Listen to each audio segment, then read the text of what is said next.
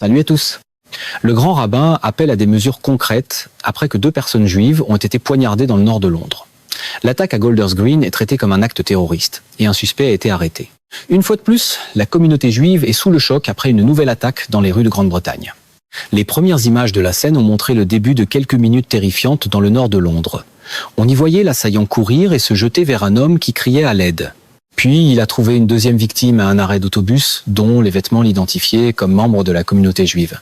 Des bénévoles de la sécurité juive sont passés par là et la police a maîtrisé et immobilisé le suspect après qu'il eut poignardé 2 hommes, l'un dans la trentaine et l'autre dans la soixantaine d'X, leur infligeant de graves blessures. James Marlowe a vu les événements se dérouler devant l'endroit où il habite et a filmé le suspect alors qu'il était emmené en ambulance.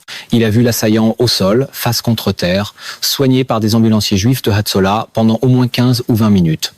La police était présente, des hélicoptères survolaient le secteur et d'autres résidents sont sortis parce qu'ils entendaient beaucoup d'agitation.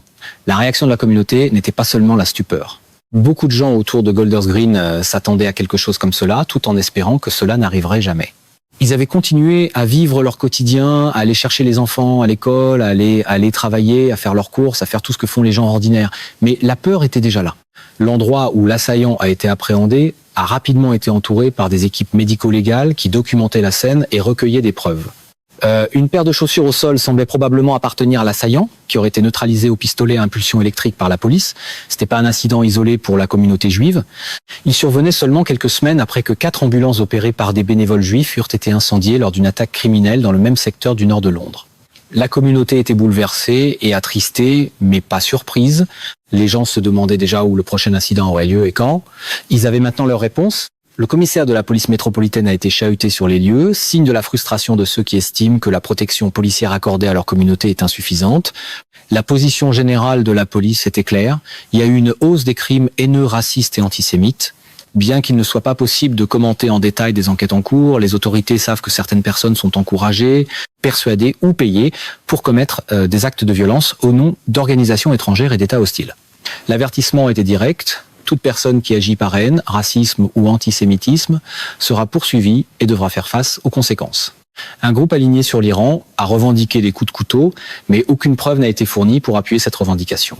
Il est donc possible que cette revendication ait été opportuniste plutôt que factuelle. Les gens du secteur semblaient horrifiés, mais résilients. Certains estimaient qu'il n'était plus sécuritaire de marcher dans la rue. Il s'agit maintenant d'une communauté qui dit « regarder constamment par-dessus son épaule », par peur de ceux qui la considèrent comme ennemie. Le Premier ministre a réagi en qualifiant l'attaque d'épouvantable et en disant que ses pensées, ainsi que celles du pays, allaient aux victimes, à leurs familles et à leurs proches. Le point central était que ce n'était pas un incident isolé. Il y avait eu une série d'attaques antisémites et il savait personnellement quelle anxiété cela provoquait dans la communauté. Il s'était rendu à la synagogue de Kenton la semaine précédente et y avait entendu directement parler de ce niveau d'anxiété. Après Golders Green, cette anxiété allait clairement s'aggraver. Le gouvernement était en contact avec la communauté et il avait l'intention de s'y rendre dès que possible. En même temps, le Premier ministre a été interpellé sur la responsabilité fondamentale du gouvernement, assurer la sécurité des citoyens.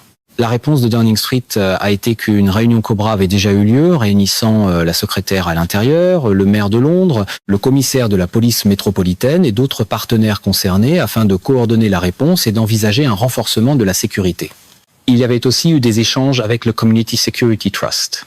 Un financement renforcé était déjà en place, mais il devait être augmenté pour offrir le niveau de protection désormais nécessaire. Le gouvernement devait aussi prendre des mesures contre les acteurs étatiques malveillants, tout en s'attaquant aux causes profondes de l'extrémisme et de l'antisémitisme.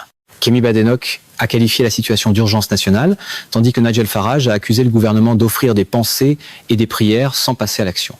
La position du Premier ministre était que le gouvernement agissait déjà sur la sécurité, la cohésion et l'extrémisme, tout en coordonnant la réponse immédiate à l'attaque, en s'assurant que la sécurité était en place et en préparant d'autres mesures. Une réunion avec les agences de justice pénale était prévue afin d'assurer une justice efficace et rapide dans ce type de dossier. Mais il reconnaissait aussi que la communauté juive se sentait exposée et vulnérable et que certaines personnes avaient l'impression de devoir cacher leur identité dans le système de santé, à l'école et dans les rues où elles vivent.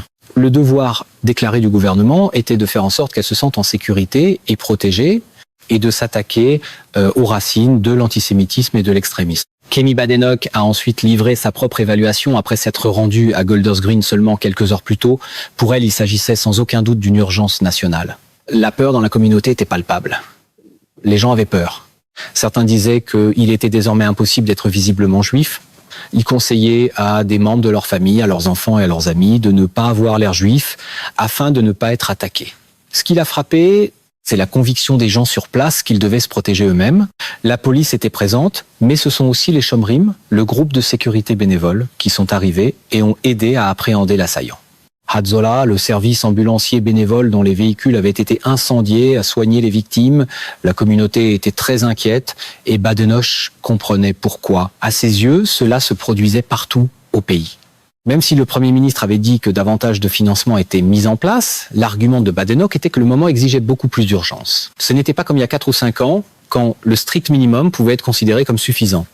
Elle admettait que le Premier ministre avait être augmenté certains financements, mais les Shomrim avaient dit n'avoir jamais reçu de financement gouvernemental, tandis que le Community Security Trust était un autre groupe ayant reçu du soutien. Les Shomrim avaient aidé à sauver des vies ce jour-là. Sans eux, davantage de personnes auraient pu être blessées ou tuées. Pour Badenoch, il fallait une présence policière accrue dans les secteurs où vivent de nombreuses personnes, visiblement juives, davantage de financement et un message clair indiquant que les assaillants ne pouvaient pas faire cela et s'en tirer. Les huées visant Sarah Sackman, la députée locale et ministre de la Justice, ainsi que le commissaire de la police métropolitaine reflétaient des tensions extrêmement fortes. Badenoch ne cautionnait pas les insultes, mais elle n'était pas surprise que les gens soient en colère. Dans un endroit comme Golders Green, où les gens marchent dans ces rues tous les jours et savent que certains cherchent à les tuer, la colère est inévitable. Elle se préoccupait d'abord des victimes et de ce que ceux qui les avaient soignées avaient rapporté. 1 ou 2 centimètres de différence dans une blessure au cou aurait pu signifier la mort. La communauté se sentait négligée et Badenoch a répété qu'elle considérait la situation comme une urgence nationale. Le problème ne se limitait pas à un manque de solidarité. Badenoch voyait quelque chose de pire. Certaines personnes traitaient le problème comme une simple perception, et non comme un problème réel. Pour des personnes juives, entendre des chefs de parti présenter leurs inquiétudes en matière de sécurité comme une perception plutôt que comme une réalité n'était, selon elles, pas acceptable, même si ces responsables ajoutaient ensuite que ni la perception ni la réalité ne seraient acceptables. La préoccupation plus profonde était la normalisation d'une rhétorique qui favorise la violence et l'intimidation envers les juifs, avec des propos tenus aujourd'hui qui n'auraient pas été tolérés il y a seulement quelques années. À partir de là, l'analyse s'est déplacée vers la politique plus large. Badenoch s'était montrée combative lors des questions au Premier ministre, mais le tableau des sondages demeurait sombre pour les conservateurs. Lorsqu'elle est devenue chef en novembre 2024, les conservateurs étaient à 22% dans les sondages. Ils sont maintenant autour de 17%.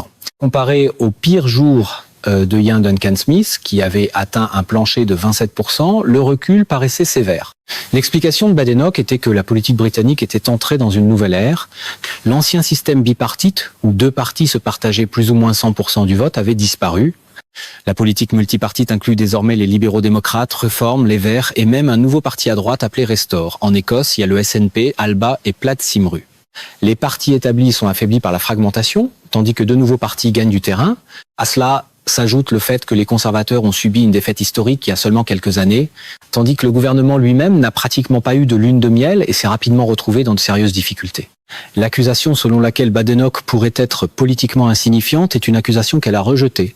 Elle s'est présentée comme la nouvelle chef d'un nouveau parti conservateur, en train de transformer le parti tout en exerçant plus d'influence sur le gouvernement que n'importe quel autre parti. Elle a cité les revirements du gouvernement sur les réseaux sociaux, l'attaque sur les fermes familiales et l'allocation de chauffage hivernal. Son argument était que les conservateurs sont au Parlement jour après jour pour empêcher le gouvernement de faire des choses dommageables, y compris une politique de mandatement des pensions dont beaucoup de gens n'avaient même jamais entendu parler. Selon elle, ce travail a des conséquences directes. Les enfants sont plus en sécurité, les gens ont plus d'argent pour chauffer leur maison, et sans les conservateurs, la situation serait encore pire. Mais Badenoch a aussi dû défendre certains de ses propres choix comme chef. Sa tentative de traîner Keir Starmer devant le comité des privilèges au sujet de l'affaire Mandelson a été présentée comme une manœuvre politique qui avait mal tourné, surtout lorsqu'on l'a comparée à ce dont Boris Johnson avait été accusé, avoir induit le Parlement en erreur, avoir enfreint la loi et avoir reçu une amende. Badenoch a rejeté cette comparaison. Pour elle, l'affaire Mandelson impliquait un risque pour la sécurité nationale nommé au poste diplomatique le plus important de la Grande-Bretagne. Elle croyait que le Premier ministre avait induit le Parlement en erreur et a insisté sur le fait qu'elle avait rendu les preuves publiques. Les travaillistes qualifieraient cela de manœuvre parce que c'est ce que les partis au pouvoir ont tendance à dire des attaques de l'opposition. L'argument est devenu plus vif autour de la question de savoir si Starmer était un menteur de la même manière que Boris Johnson avait été qualifié de menteur. La position de Badenoch était que le Premier ministre avait lu une fausse déclaration au sujet de ce qu'Holly Robbins avait dit et qu'il avait congédié de hauts fonctionnaires pour avoir fait ce qu'il leur avait demandé de faire. Elle a aussi soutenu qu'il avait menacé ses propres députés de leur faire perdre leur poste s'ils ne le soutenaient pas. S'il croyait vraiment n'avoir rien fait de mal, a-t-elle soutenu, il aurait dû permettre à une enquête de l'innocenté. Elle a dit croire que le Premier ministre avait menti, même si au Parlement elle ne pouvait que dire qu'il avait induit en erreur. Au cœur de son argument se trouvait la nomination d'un risque pour la sécurité et d'une personne qu'elle a décrite comme le meilleur ami d'un pédophile condamné à un poste sensible où il aurait eu accès aux renseignements américains. Selon elle, cela allait bien au-delà d'Epstein et c'était tout simplement inacceptable. La position de Badenoch sur la guerre en Iran a également été examinée. Elle avait soutenu que la Grande-Bretagne devait faire plus que rattraper les flèches. Et elle a défendu cette formule en disant que si des soldats britanniques étaient attaqués et que des missiles étaient tirés, il ne suffisait pas seulement de bloquer les missiles. Il fallait arrêter ceux qui lançaient ces attaques. Elle considérait cela comme encore défensif, même si d'autres y voyaient une action offensive. Son argument plus large était que lorsqu'un pays ennemi comme l'Iran est en guerre avec un pays allié comme les États-Unis, la Grande-Bretagne devrait dire de quel côté elle se trouve. Le Canada et l'Australie l'avaient fait sans participer aux frappes aériennes, tandis que le Premier ministre britannique était resté assis entre deux chaises. Badenoch trouvait cela inquiétant. Les commentaires de Donald Trump sur la Grande-Bretagne et sur les positions militaires britanniques, y compris ses remarques remettant en question la souveraineté sur des îles, étaient erronées selon Badenoch. Mais elle ne croyait pas que la Grande-Bretagne devait répondre en se mettant la tête dans le sable. Cela, a-t-elle soutenu, ne faisait de personne un génie de la stratégie militaire. Dans le manuel de jeu du camp pro-Trump, une conférence de presse peut faire passer le chaos pour une stratégie, du moins jusqu'à ce que quelqu'un demande où se trouve la carte. Les choses auraient pu basculer d'un côté comme de l'autre. Elle croyait aussi que la guerre n'avait pas été menée avec un plan de sortie clair et que le Premier ministre devrait en réclamer un. Pour un mouvement qui vend de la certitude au galon, le plan de sortie arrive souvent à voix basse, une fois les caméras parties. Entre-temps, la Grande-Bretagne devait se concentrer sur ce qu'elle pouvait faire à l'intérieur du pays. Si l'approvisionnement en carburant risquait de devenir un problème, la réponse de Badenoch était de forer du pétrole et du gaz en mer du Nord. Laisser le pétrole et le gaz, ainsi que les recettes fiscales qui en découlent, sous la mer, pendant que le pays importe de la Norvège, qui fort dans le même bassin, n'avait aucun sens selon elle. Sur l'aide sociale et les pensions, Badenoch a défendu le triple verrou. Lorsque les conservateurs sont arrivés au pouvoir en 2010, la pauvreté des retraités était un véritable problème. Une pension d'État de 12 500 livres sterling ne représentait pas beaucoup d'argent à une époque où de nombreuses personnes capables de travailler recevaient de l'aide sociale. Sa priorité était de faire sortir les gens de l'aide sociale parce que cela créait un double avantage. L'État cessait de verser des prestations et ces personnes commençaient à payer des impôts. Même si 32% des personnes réclamant l'Universal Credit travaillaient, Badenoch a insisté sur le fait que beaucoup travaillaient très peu d'heures, pas 30 ou 40 heures par semaine, et certaines seulement 4 heures. Son affirmation plus large était que le système de prestations était hors de contrôle, parce que l'État versait davantage en aide sociale qu'il ne recevait en impôts sur le revenu. Le cavalier était devenu plus lourd que le cheval. Elle a refusé de présenter le triple verrou comme le problème. Pour elle, le problème était la croissance. Si la Grande-Bretagne connaissait une vraie croissance, le triple verrou ne serait pas l'enjeu. Le triple verrou demeurait une politique conservatrice et elle l'appuyait. L'abandonner reviendrait simplement à redistribuer l'argent existant alors que son objectif était de faire croître l'économie, de créer plus de valeur et de richesse et de permettre aux entreprises de le faire plutôt que de leur imposer davantage de charges en espérant ensuite qu'un programme gouvernemental réglerait tout. Un énoncé de politique lui a ensuite été soumis, l'idée que la grande division dans la société britannique est entre ceux qui travaillent et ceux qui ne travaillent pas. Badenoch était d'accord avec le fond. Elle croyait que la Grande-Bretagne devenait une société divisée, avec certaines personnes capables de travailler qui choisissent de ne pas le faire, tandis qu'un groupe de plus en plus restreint porte le fardeau.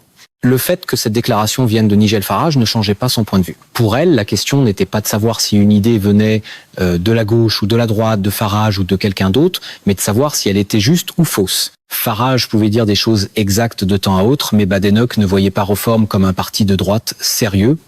Elle a souligné que Farage aurait déclaré sur Radio 4 vouloir augmenter les prestations, mais se sentir limité par les critiques des médias. Pour elle, c'était pas sérieux.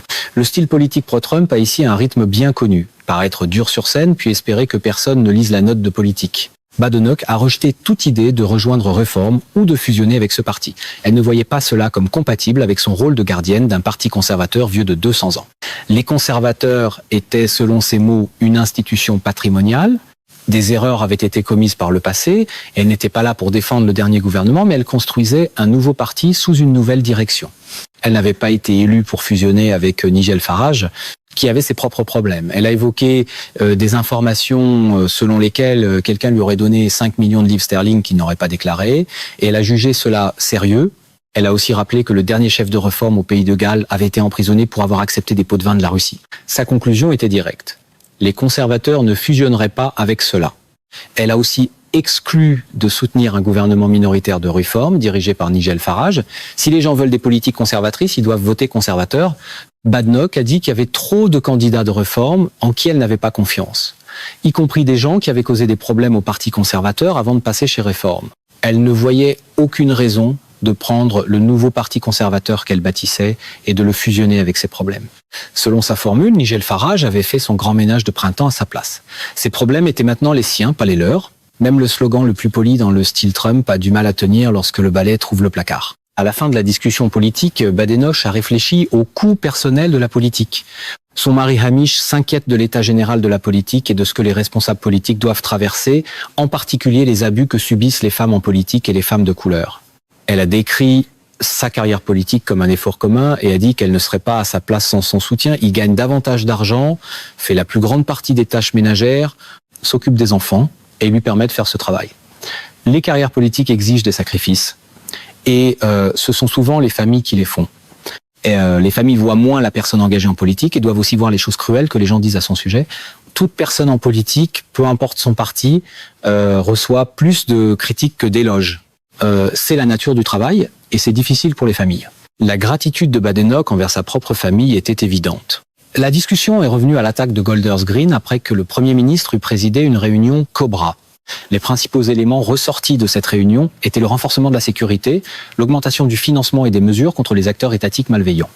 Un financement renforcé existait déjà, mais le Premier ministre avait clairement indiqué qu'il devait être augmenté afin d'offrir la protection désormais nécessaire. Il prévoyait aussi de rencontrer les agences de justice pénale pour assurer une justice efficace et rapide dans ces dossiers. La comparaison a été faite avec la réponse après les émeutes de Southport, lorsque la police, le CPS, et à dire le Crown Prosecution Service, et d'autres agences avaient été réunies pour accélérer la justice. Mais l'arriéré des tribunaux demeurait un obstacle sérieux. Un projet de loi avait aussi reçu la sanction royale ce jour-là afin de renforcer la protection autour des synagogues, ce qui soulevait la possibilité que certaines de ces mesures soient désormais accélérées. Compte tenu de la gravité de la situation, si elle ne l'était pas déjà, elle le serait probablement. Le gouvernement traitait clairement l'attaque avec sérieux. La réunion Cobra comprenait non seulement Mark Rowley, mais aussi Lawrence Taylor. Le commissaire adjoint qui a annoncé que l'incident était traité comme un acte terroriste, le maire de Londres, Dan Jarvis, le ministre de la Sécurité, la secrétaire à l'Intérieur, Ed Miliband et Miata Fanboulet, la ministre de la Foi et des Communautés. Il s'agissait d'une réunion Cobra convoquée à la hâte, et non d'une de ces réunions dont on est prévenu 1 ou 2 jours à l'avance. Il ne serait pas surprenant de voir le Premier ministre et la secrétaire à l'Intérieur se rendre à Golders Green. Kemi Badenoch et Chris Philp s'y étaient déjà rendus rapidement. L'accueil hostile réservé à Sarah Sackman, la députée locale, était frappant et a dû être inquiétant. La question plus large était de savoir si les Juifs britanniques étaient en sécurité. La réponse du côté conservateur était qu'ils ne se sentent pas en sécurité, qu'ils ne se sentent plus en sécurité depuis le 7 octobre. Le point a été formulé avec force. Un gouvernement ne peut pas dire que l'antisémitisme est inacceptable et ensuite l'accepter. Il y avait eu du travail avec les universités et d'autres communautés, mais la haine était devenue inacceptable dans trop d'endroits. Des manifestants dans les rues avaient tenu des propos profondément offensants et, dans certains cas, appelés à la violence. L'ambassade d'Iran à Londres avait publié des déclarations pouvant être interprétées comme un appel à la violence et le Foreign, Commonwealth and Development Office devrait convoquer l'ambassadeur. Les paroles duraient depuis des années, l'action visible devait maintenant venir rapidement, des tentatives avaient déjà été et la police disposait déjà de pouvoirs qui devaient être utilisés. La communauté juive se sentait vulnérable depuis longtemps et l'action devait être visible pour elle. L'analyse s'est ensuite tournée vers les racines de l'antisémitisme. La pourriture, selon cette lecture, s'était aggravée sous l'ancien chef travailliste Jeremy Corbyn, mais le problème était aussi enraciné localement et dépassait un seul parti. La direction travailliste actuelle avait été saluée pour avoir extirpé l'antisémitisme du parti travailliste, Mais la question restait de savoir si Keir Starmer en avait fait assez pour l'extirper à l'échelle du pays. Les racines incluent la façon dont certaines personnes critiquent le gouvernement d'Israël, puis font glisser le langage du gouvernement d'Israël vers Israël, les Israéliens ou même les Juifs, comme si les personnes juives portaient collectivement la responsabilité des actions du gouvernement israélien. L'antisémitisme n'a pas commencé le 7 octobre, il remonte à des siècles. Mais le dernier siècle a montré ce qui se produit lorsque l'antisémitisme est laissé sans contrôle. Il y avait un avertissement fort, le fardeau ne repose pas uniquement sur les personnes juives. Ceux qui ne sont pas juifs doivent s'assurer de ne pas rester en retrait lorsqu'ils devraient avancer. Ils doivent interpeller les gens lorsqu'ils disent des choses qui permettent à une atmosphère de haine de s'installer, même si ces personnes croient ne pas être antisémites. Le commissaire de la police métropolitaine avait souligné un manque de condamnation et le public doit se demander pourquoi ce manque existe. Certains responsables politiques ont été clairs sur qui condamner et qui défendre. D'autres ont été plus nuancés d'une manière qui risque d'aggraver la situation. Les marches de haine doivent être dénoncées. Les commentaires du chef du Parti vert, Zach Polanski, ont été présentés comme particulièrement troublants. Il avait appelé à un débat pour déterminer si l'enjeu était une perception d'insécurité ou une insécurité réelle, tout en soulignant qu'aucune des deux n'était acceptable. Cette distinction a été jugée scandaleuse, parce qu'elle risquait de créer de fausses équivalences ancrées dans des présupposés antisémites. Après le 7 octobre, certaines personnes avaient affirmé que l'attaque avait été inventée, qu'elle n'avait jamais eu lieu, qu'elle n'avait pas été si grave ou qu'elle était justifiée. Chacune de ces affirmations a été décrite comme antisémite. Chaque fois que de telles affirmations sont entendues, surtout les non-juifs doivent se lever et dire clairement qu'elles sont inacceptables. Ce type de haine est la matrice de l'antisémitisme qui mène au crime, au danger et à une peur réelle. L'idée de vivre dans un pays où les juifs ne se sentent pas en sécurité a été présentée comme intolérable. La pression politique sur le labour faisait aussi partie de l'analyse. Des critiques, y compris certains membres de la communauté juive et le gouvernement israélien, pourraient soutenir que le gouvernement travailliste en ferait davantage s'il était moins préoccupé par les menaces venant des Verts, des indépendants et des candidats pro-Gaza.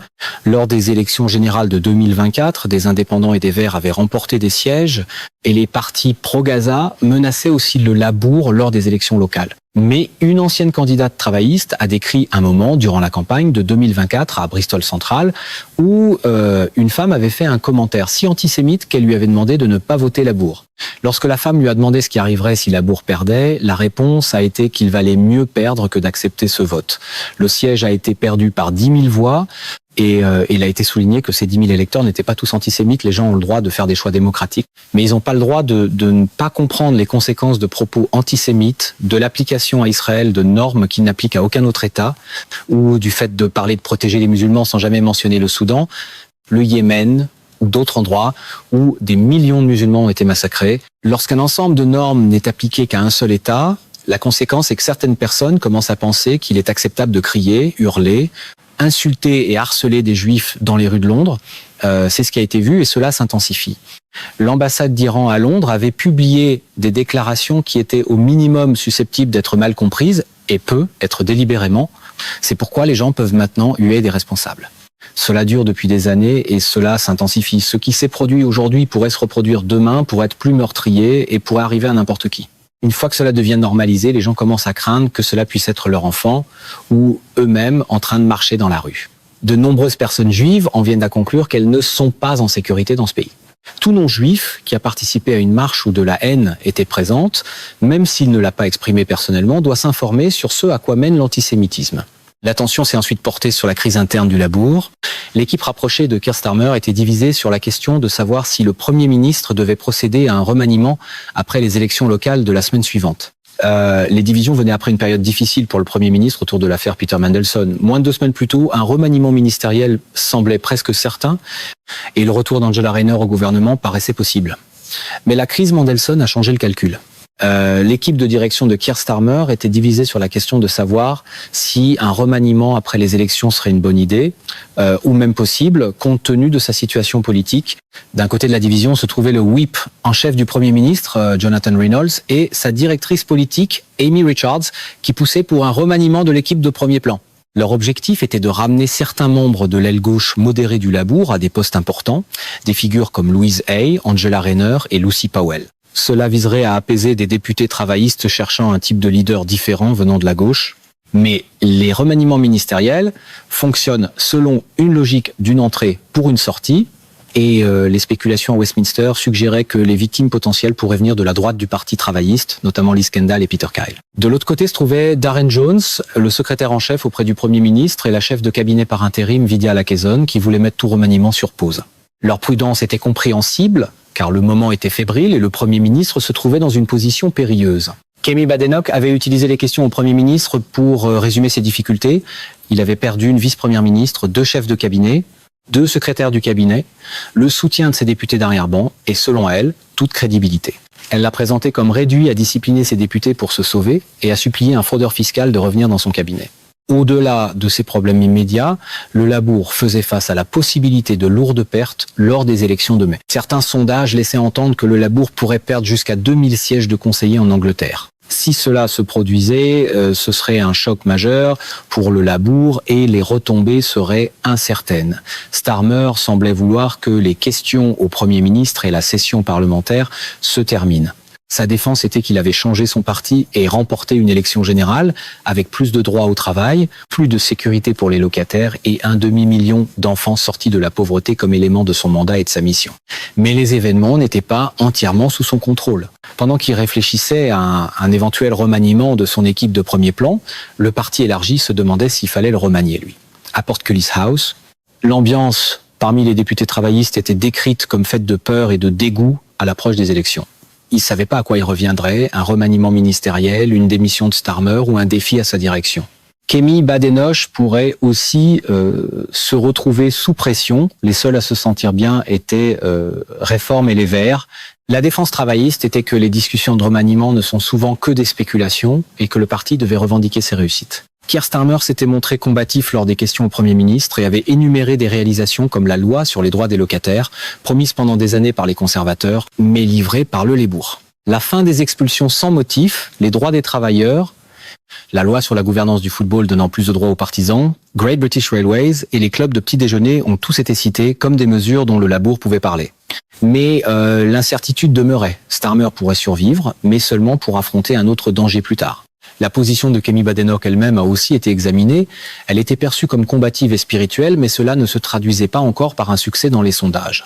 Ses défenseurs soutenaient que les conservateurs avaient subi une défaite historique et que ses codes personnels faisaient d'elle l'une des chefs les plus populaires dans un paysage fragmenté. Les sondages montraient désormais plusieurs partis regroupés autour de 20%, à 4 ou 5 points près les uns des autres.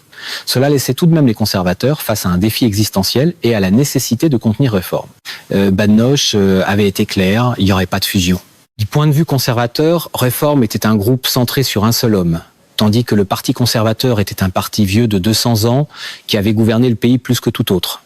Nigel Farage a été décrit comme un populiste prêt à dire n'importe quoi pour se faire élire, tandis que les conservateurs savaient que s'ils étaient élus, ils devraient gouverner de manière sensée et sérieuse. Badenoch a été présentée par ses alliés comme lucide et assez courageuse pour dire ce qu'elle croyait, même si elle avait aussi fait partie du gouvernement qu'elle critique maintenant. C'est le genre de petits détails que l'affiche de campagne façon Trump préfère généralement recadrer hors champ. La conversation est ensuite revenue à l'attaque antisémite de Golders Green, déclarée acte terroriste. Sarah Sackman, députée de Finchley et Golders Green et ministre de la Justice, avait vécu une journée éprouvante dans sa circonscription et avait absorbé une grande partie de la colère sur le terrain. Elle a décrit la journée comme épouvantable et incroyablement triste, avec ses pensées tournées vers les victimes de ces attaques horribles.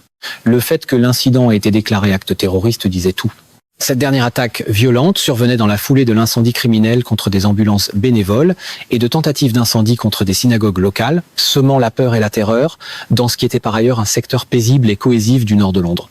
Sackman n'était pas seulement la députée locale, elle était aussi membre de la communauté juive.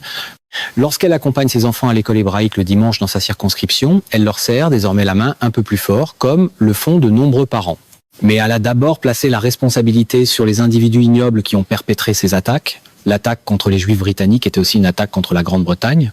Le gouvernement a bien sûr la responsabilité de s'assurer que chaque communauté se sente en sécurité, mais la responsabilité directe appartient à ceux qui commettent de tels actes malveillants. La question restait de savoir si le gouvernement assumait cette responsabilité. Starmer avait été salué pour avoir extirpé l'antisémitisme du Parti travailliste, mais la même rigueur devait maintenant être appliquée à l'échelle du pays. Sackman avait parlé au Premier ministre et à la secrétaire à l'Intérieur. Une réunion COBERA avait été convoquée, ce qui démontrait l'urgence et l'importance accordée à l'attaque. Elle a salué la police et les bénévoles des Shomrim, qui ont appréhendé l'assaillant et évité un mal encore plus grand. Le fait que la police ait été si près des lieux reflétait une augmentation de la présence policière déjà observée dans le secteur, et il en faudrait davantage en raison de la menace accrue. Le gouvernement avait engagé 28 millions de livres sterling pour la sécurité locale ainsi que pour une présence policière supplémentaire, adopté de nouvelles lois pour réprimer les discours haineux lors de manifestations et soutenu des programmes d'éducation dans les écoles. Mais la lutte serait de longue haleine. Sackman a souligné que la responsabilité de combattre l'antisémitisme ne repose pas seulement sur le gouvernement et certainement pas seulement sur les épaules de la communauté juive. C'est un problème de société. Les alliés sont partout, mais le moment est venu de prendre la parole et de se tenir aux côtés de la communauté juive britannique. De nombreuses personnes juives ressentent cette menace supplémentaire. Depuis des décennies, les écoles juives, les lieux de culte et les centres communautaires ont besoin de sécurité. Cette menace s'est intensifiée. La vigilance est nécessaire. Mais les Juifs britanniques ne veulent pas vivre derrière des murs toujours plus hauts. Des prêtres, des imams et des responsables communautaires locaux avaient rempli son téléphone de messages de solidarité. La Grande-Bretagne demeure un pays tolérant et la majorité modérée se tient aux côtés des Juifs britanniques. Pourtant, l'attaque était choquante et devait être éradiquée. Sur la question des ressources, Sackman avait parlé au Premier ministre et croyait qu'il était clair et résolu quant au besoin d'un financement permanent pour une présence policière supplémentaire. Mais la réponse devait aller au-delà de la police. La culture de la haine qui permet au racisme, à l'intolérance et à la violence de se développer doit aussi être combattue. Certaines activités ont des soutiens étatiques, notamment des liens iraniens avec certaines attaques. Une partie relève aussi de la radicalisation locale. Les deux doivent être traités. L'application de la loi est essentielle, mais les aspects culturels le sont aussi, tout comme l'antisémitisme ambiant qu'on a laissé s'installer dans les journaux et les milieux de travail. Le fait que Kanye West, un antisémite bien connu, ait pu être programmé dans un festival de musique populaire montrait à quel point une partie de tout cela s'était normalisé. Cela aussi devait être traité. Un projet de loi venait tout juste de recevoir la sanction royale pour instaurer des mesures supplémentaires autour des synagogues. Et la logique était que tous les outils de l'arsenal étaient désormais nécessaires. Législation, argent, police et action sociale plus large. Cela devait être un enjeu pour toute la société. Parce que ce qui commence avec les Juifs de Grande-Bretagne ne s'arrête pas là. La majorité modérée du pays se tient aux côtés des Juifs de Grande-Bretagne, mais elle doit maintenant se lever et se faire entendre. Luciana Berger a ensuite offert une réponse à la fois personnelle et politique. Elle a parlé non seulement comme membre du Parlement et membre de la Chambre des Lords, mais comme mère de 2 enfants juifs qui fréquentent une école primaire juive ayant déjà davantage d'agents de sécurité à l'entrée, un chien de garde à l'entrée, et des bornes permanentes pour prévenir les attaques à la voiture bélier. C'était l'expérience quotidienne de sa famille et de ses enfants, même avant l'attaque du jour. Au cours du dernier mois et surtout au cours des dernières semaines, il y avait eu une escalade des crimes haineux anti-juifs en Grande-Bretagne. L'attaque de Golders Green était particulièrement choquante et les images étaient profondément troublantes. Sa conclusion était simple, il fallait agir. Certaines mesures avaient déjà été proposées et Berger a repris la gratitude de Sackman envers la police et les groupes de bénévoles dont la réponse avait probablement évité des pertes de vie. Des murs plus hauts et davantage de caméras de surveillance étaient nécessaires de toute urgence, là où c'était pas déjà en place, mais cela ne traitait que les symptômes. Une pétition parlementaire avait déjà recueilli des milliers de signatures en moins d'1 heure, demandant une protection 24 heures sur 24 autour des sites juifs et de la communauté juive, mais même cela ne réglerait pas le problème parce que cela ne s'attaquait pas à la racine. Les actions nécessaires incluent la lutte contre la radicalisation, en particulier la radicalisation en ligne, et contre les prêches de haine en Grande-Bretagne. Les menaces nationales et internationales doivent être examinées, surtout compte tenu des indications venant des incendies criminels et des événements du jour, selon lesquels des forces étrangères pourraient chercher à perpétrer des crimes en Grande-Bretagne. L'histoire personnelle de Berger avec le Labour donnait un poids supplémentaire à ses propos. Elle avait quitté le Parti travailliste parce que l'antisémitisme y avait prospéré sous Jeremy Corbyn. Cela ne lui procurait aucun plaisir de rappeler que sous l'ancien chef travailliste, le parti avait été reconnu par la Commission pour l'égalité et les droits de la personne comme ayant harcelé et intimidé ses membres juifs. Keir Starmer avait fait le nécessaire pour extirper ce problème du Labour, et le parti travailliste d'aujourd'hui n'était pas celui qu'elle avait quitté. Mais au cours de la semaine précédente seulement, le chef du Parti vert avait évoqué l'expérience perçue de la communauté juive et la perception de l'antisémitisme. Après Golders Green, le message de Berger à son intention était que c'était pas une perception, c'était la réalité. C'était ce que les communautés juives à travers le pays vivaient et elles étaient en colère et effrayées. Cette peur façonne la vie juive quotidienne en Grande-Bretagne. Aller à la synagogue, participer à un événement juif ou se réunir pour des événements familiaux liés à la vie juive exige de la sécurité. les lieux ne peuvent pas toujours être annoncés à l'avance. C'est la réalité des Juifs en Grande-Bretagne aujourd'hui. Pour les collègues travaillistes qui écoutaient Berger et Sackman, l'expérience était douloureuse. Il avait été bouleversant de voir le Labour se comporter comme il l'avait fait sous sa direction précédente, et l'effort de Starmer pour faire de l'éradication de l'antisémitisme une priorité a été reconnu. Mais le cœur du problème ne se limitait pas à l'histoire interne du Labour. Les commentaires antisémites, les pensées antisémites, les pancartes et les slogans ont des conséquences. L'attaque de Golders Green était l'une de ces conséquences. La souffrance d'amis et de collègues juifs était bouleversante et les conséquences de l'antisémitisme qui circule au Royaume-Uni étaient alarmantes. Du côté conservateur, l'appel portait sur des actions claires sur plusieurs fronts, pas plus de réunions, pas un autre processus, pas une autre révision et pas de paroles chaleureuses. Le Premier ministre avait répété à plusieurs reprises qu'il était déterminé à assurer la sécurité de la communauté juive et il y avait eu un véritable accent mis sur la sécurité. Mais peu importe la hauteur des murs et le nombre de gardes postés, on ne peut pas prévenir chaque incident. L'accent doit maintenant inclure la lutte contre les causes. La responsabilité ne peut pas être laissée aux personnes juives. C'est pas un problème juif à régler. C'est quelque chose qui est fait aux personnes juives. Ceux qui ne sont pas juifs doivent faire plus que condamner, plus qu'offrir des pensées et des prières. Ils doivent réclamer une sécurité accrue, dénoncer l'antisémitisme et le confronter même lorsque cela semble inconfortable. Les foyers de haine sont visibles. Les gens peuvent regarder les réponses sous la déclaration du grand rabbin sur Twitter, ils peuvent regarder à l'intérieur des universités, ils peuvent regarder les mauvais comportements qui s'y produisent et s'en occuper, et ils peuvent regarder l'ambassade d'Iran et ce qu'elle essaie de pousser les gens à faire et s'en occuper aussi. Il faut des actions maintenant. Certains juifs britanniques parlent déjà de quitter le pays, cette peur n'est plus abstraite. Un parent juif avait dit être si inquiet pour son enfant dans une école juive qu'il voulait le retirer de cette école en raison de ce qui pourrait s'y produire. Dans toute la communauté juive, les inquiétudes sont profondes. En fin de compte, la Grande-Bretagne devrait être un endroit où tout le monde, de toutes les communautés, peut se sentir en sécurité. Cela doit être l'objectif. Mesdames et messieurs, notre émission d'aujourd'hui s'arrête ici. Nous vous invitons à partager votre avis personnel dans la section des commentaires ci-dessous. Pouvoir, Vérité vous salue et vous donne rendez-vous très bientôt